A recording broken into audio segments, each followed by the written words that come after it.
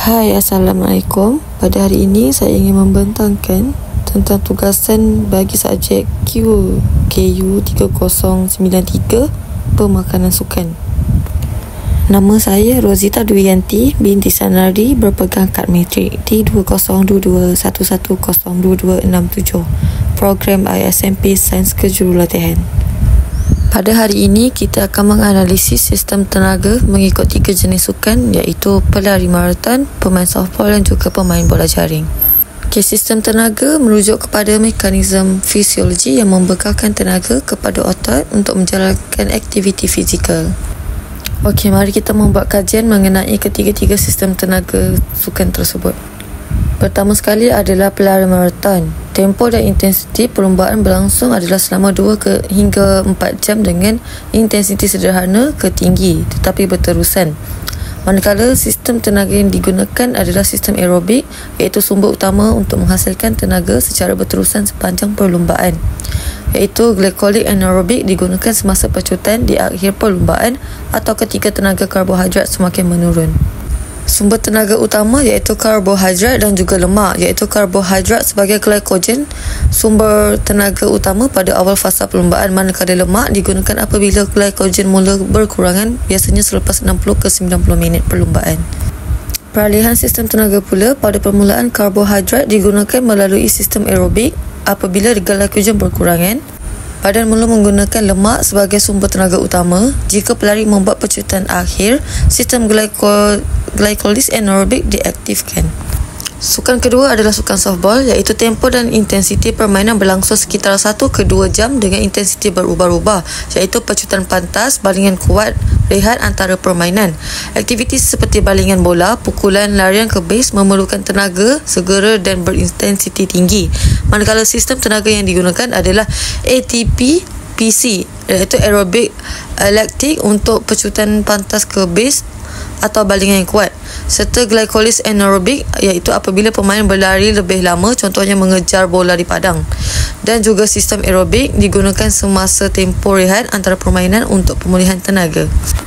Sumber tenaga utama pula phosphocreatine PCP untuk tenaga segera, iaitu ATP-PC, karbohidrat iaitu glycogen untuk aktiviti lebih lama, manakala lemak sebagai sumber tenaga sekunder untuk pemulihan, iaitu sistem aerobik. Dan akhir sekali adalah peralihan sistem tenaga. Semasa balingan kuat atau pukulan ATP-PC aktif, jika pemain berlari lebih lama, sistem glycolysis anaerobik mengambil alih. Semasa rehat antara babak, sistem aerobik digunakan untuk pemulihan. Sukan terakhir adalah sukan bola jaring, iaitu tempo dan intensiti permainan berlangsung selama 60 minit dengan intensiti berubah-ubah, iaitu pecutan pendek, pergerakan taktikal dan juga rehat yang sebentar. Aktiviti utama adalah melompat, menggelecek, menghantar bola dan menjaringkan gol.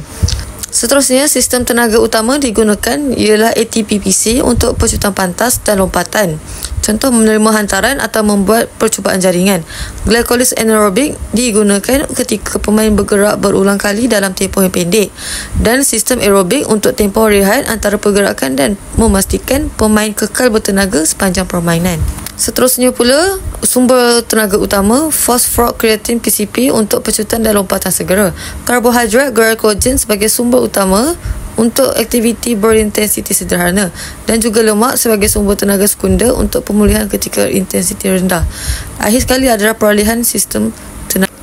Semasa pecutan atau lompatan, ATP-PC aktif. Semasa pergerakan berulang-ulang, sistem glycolysis anaerobik mengambil alih. Semasa rehat pendek atau suku permainan, sistem aerobik digunakan untuk fasa pemulihan. Seterusnya terdapat senario penambahbaikan prestasi di mana terdapat situasi seorang pemain softball mengalami keletihan semasa pecutan ke base pada penghujung perlawanan, menyebabkan prestasi lariannya menurun dan kelewatan dalam membuat keputusan taktikal.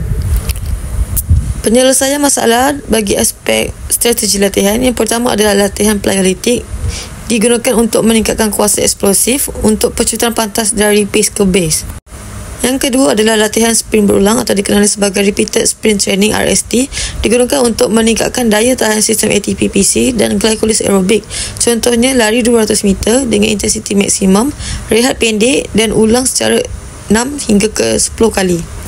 Akhir sekali adalah latihan interval intensiti tinggi, Digunakan untuk memperbaiki perolehan antara sistem tenaga dan meningkatkan daya tahan otot, contohnya 30 saat percutan maksimum ataupun 30 saat jogging perlahan. Dilakukan secara 8 hingga ke 10 kali. Seterusnya adalah penyelesaian masalah bagi strategi makanan. Perlulah mengamalkan pengambilan karbohidrat sebelum perlawanan seperti karbohidrat loading sehari sebelum perlawanan untuk memastikan simpanan glycogen optimum, contohnya nasi, pasta, roti gandum ataupun oat. Selanjutnya, pengambilan protein seperti susu, telur, ayam ataupun ikan. Ia digunakan untuk memperbaiki otot yang digunakan semasa perlawanan. Minuman pemulihan seperti susu coklat untuk mengisi kembali tenaga dengan nisbah karbohidrat protein yang seimbang. Baik, itu sahaja pembentangan saya pada hari ini bagi tajuk sistem tenaga. Saya harap pembentangan saya dapat memberi banyak iktibar kepada semua atlet. Sekian sahaja daripada saya. Terima kasih. Assalamualaikum.